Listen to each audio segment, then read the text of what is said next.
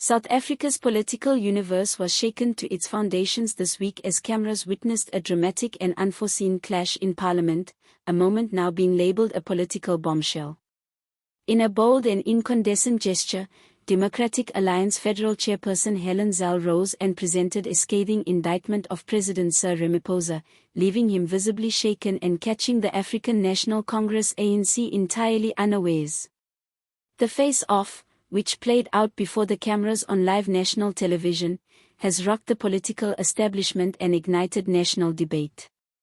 In a drama already been referred to as the bombshell announcement, Zille charged that the president had betrayed the South African people, tolerated corruption, and failed to display real leadership during a period of national crisis.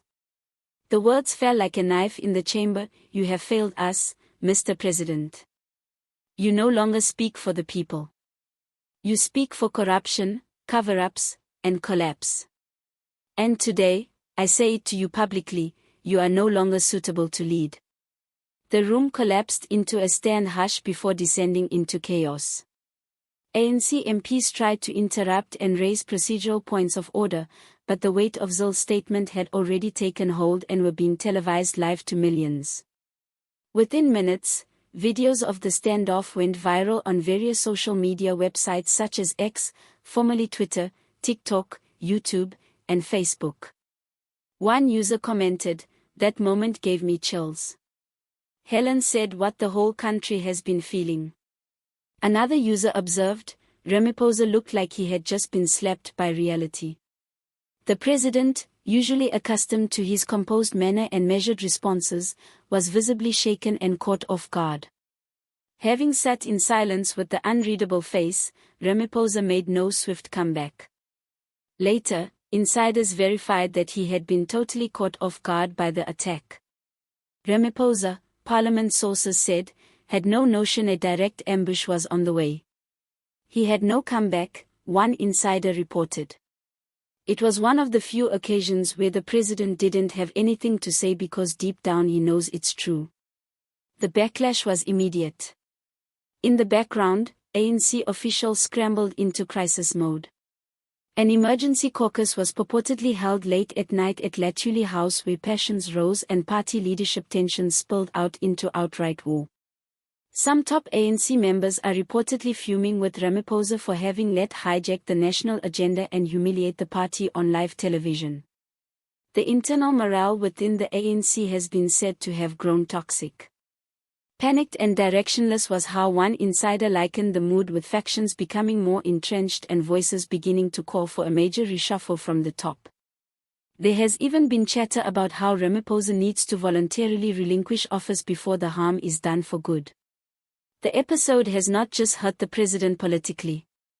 It has revealed the ANC's increasing weakness in the run-up to potentially early elections.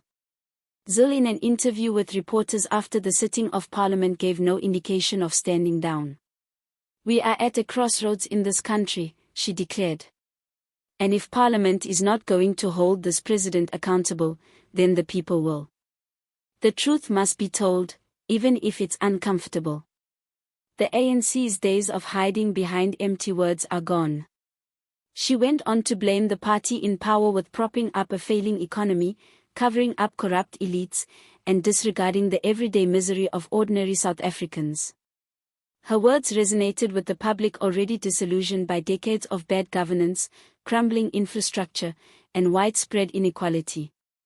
Opposition parties did not take long to cash in on the moment.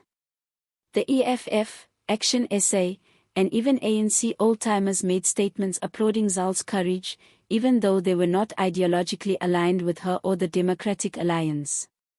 "Today, Helen did what Parliament should have done a long time ago," said one EFF member. "She called out a weak and compromised presidency. It was shocking but necessary." Another observer said it was a moment of truth that millions of South Africans have been waiting for. The public outburst has been massive. A Snap survey on the net held within 12 hours after the event saw more than 72% of respondents concur with Zille's remark that Ramaphosa is no longer representing the people. The ANC, already tottering under corruption scandals, internal strife, and an oiling economy now also has a deeper legitimacy crisis. Most political commentators are warning that the standoff could be a turning point, possibly leading to wider political rebellion within the party or even to coalition negotiations and snap polls. For Ramaphosa, the way ahead is uncertain. The silence in the wake of Zille's tirade has only deepened questioning of his leadership's tenacity.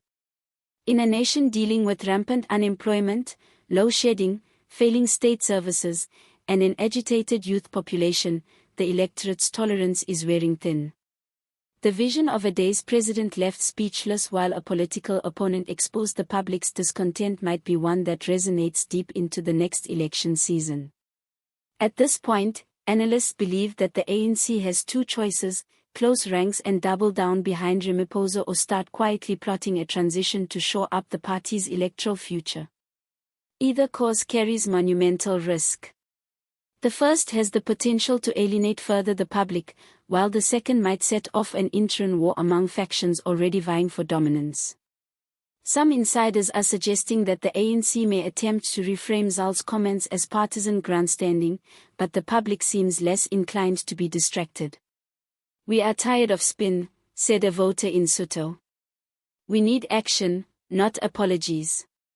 On the ground, community forums and civil society groups are reportedly planning a series of town halls and demonstrations to demand real accountability, not just from Ramaphosa, but from the entire political elite.